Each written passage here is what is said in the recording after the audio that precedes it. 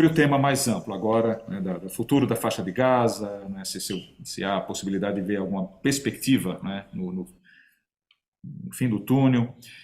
Ah, só é possível falar de paz aqui quando se corrigem as causas estruturais do conflito. Antes de aprofundar um pouco sobre isso, eu queria dizer que uma coisa é você administrar o conflito, outra coisa é você resolver o conflito. Okay? O que a comunidade internacional está fazendo é simplesmente administrar o conflito. Não está se preocupando em resolver as causas estruturais do conflito. O que é administrar o conflito? É você tentar, de alguma forma, baixar a temperatura, né, da violência, enfim, o que aconteceu agora em Gaza aconteceu há 2 anos atrás também, tentar, mais ou menos, conter os ânimos, sem resolver o problema estrutural ou o que a comunidade internacional está fazendo, o que as grandes potências estão fazendo é administrar o conflito, é tentar baixar a temperatura política de eventuais manifestações, de demonstrações, de marchas,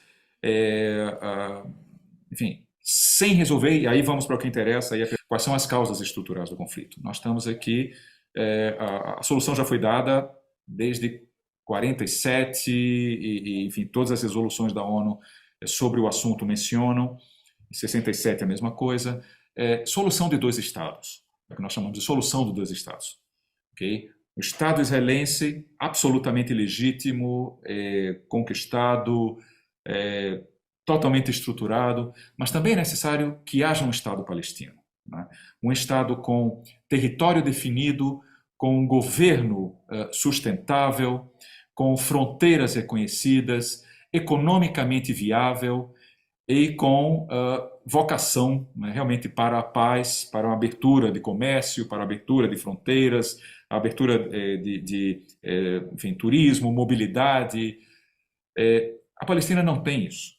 Okay? A Palestina ainda não conseguiu se estabelecer como Estado. Esse ano, né, estamos em 2023, comemoramos 30 anos dos Acordos de Oslo. Então, quer dizer, os acordos de Oslo, nos anos 90, vieram naquela esteira do pós-Guerra Fria, do imediato pós-Guerra Fria. Né? Fim da União Soviética, democratização, né, da Europa, de vários países. Então, ou seja, todos os hotspots, né, do mundo, todos os grandes conflitos do mundo, nos anos 90, estavam começando a ser resolvidos. Entre eles, o conflito israelense-palestino. Portanto, 93 acordos de Oslo, né, o famoso aperto de mãos. Havia uma grande esperança de paz, até que em 95, né, Yitzhak Rabin é assassinado. Por um palestino? Não. Né? Ele é assassinado por um colono. Né? Do mesmo perfil que hoje tem gerado a violência na Cisjordânia. Ou seja, então, no final dos anos 90, desde 95, quando é assassinado o Rabin, ainda houve um outro esforço no ano 2000, depois de 2008, né, com Clinton no ano 2000, mas já não havia o momentum de paz. Né? E, de novo, quer dizer, houve uma radicalização das sociedades, tanto dentro de Israel quanto dentro da Palestina, com a segunda intifada nos anos 2000. Todos os dias eu atravesso os checkpoints, eu visito as comunidades brasileiras. Eu já fui várias vezes com beduínos, né, subir e descer as montanhas e via o que acontecia com os ataques dos colonos. Né?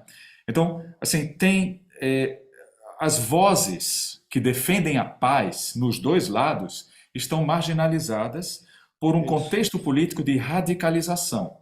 Okay? De extremado nacionalismo, onde qualquer lado que se levante para estender a mão ao outro é imediatamente acusado de traidor, nos dois lados. Né? Questão de mencionar, não sei se vocês conhecem, 2 grupos aqui, que são da paz e que estão sendo marginalizados. Um chamado Combatants for Peace, Combatants for Peace, ex-combatentes, tanto israelenses quanto palestinos, que no final dos anos 90 disseram, em árabe eles dizem halas, halas quer dizer basta, tá bom. Somos ex-combatentes, participamos de missões, matamos, teve gente, amigos meus morreram. Isso é um absurdo. Então, ex-combatentes israelenses e palestinos criaram esse movimento chamado Combatants for Peace, combatentes para a paz.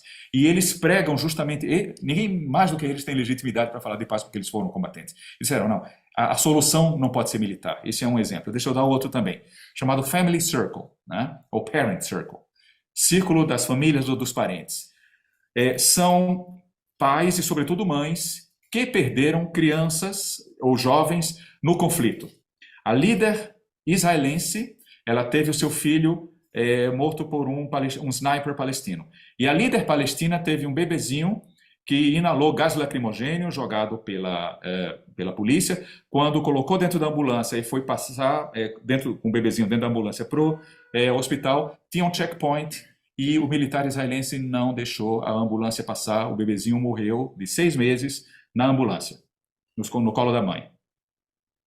Essa mãe palestina, que perdeu o bebezinho de 6 meses, e essa mãe israelense são líderes desse movimento de dor das mães, dizendo que é um absurdo isso que está acontecendo, né? Um lado conhece a dor do outro lado. Então são atores assim que estão sendo chamados, né, para falar sobre paz e dizer que tudo que acontece é um absurdo, mas não tem mais espaço político hoje. Esses atores têm sido proibidos, por exemplo, de visitar escolas, proibidos de participar de manifestações e etc. Então, ou seja, o que eu quero dizer aí é que quais são as causas estruturais, um pouco para tentar resumir, para não ser tão prolixo assim. Quais são as causas estruturais? Primeiro, a necessidade de ter 2 estados. Enquanto só houver um Estado e o outro proto-Estado, o Estado em formação que não se constitui, né, não vamos ter paz. Segundo, a necessidade de respeito geográfico, eu diria. Isso esse avanço dos assentamentos que eu mencionei aqui, que tem gerado violência na Cisjordânia, esse avanço dos assentamentos tem fragmentado geograficamente, isso a Cisjordânia, a Palestina, tem gerado mais violência, então, ou seja, torna estruturalmente inviável os 2 estados e a paz. Bom, se eu sou otimista ou pessimista, é difícil dizer, quer dizer, o realismo aqui ele é avassalador, né? Você vê, aqui tudo, como já disse um ex-ministro palestino, é muita história para pouca geografia. A intensidade de história, de religião, de paixões, de tudo, é menor do que Sergipe isso aqui, é um dos menores estados brasileiros, né? Então imagina, assim, 3.000 anos de história, de guerras, de paixões, enfim, é uma densidade humana para o bem e para o mal. Aqui estão todas as utopias. Aqui não tem petróleo, eu digo brincando, aqui só tem pedra e areia, ideias, né, e utopias. Aqui não tem petróleo, não tem interesse econômico nenhum. Mas você tem as utopias do mundo, você tem as religiões do mundo, as 3 principais religiões monoteístas estão aqui, né? Você tem conflitos que geram, que estão aqui há 3 milênios. É muita densidade de história.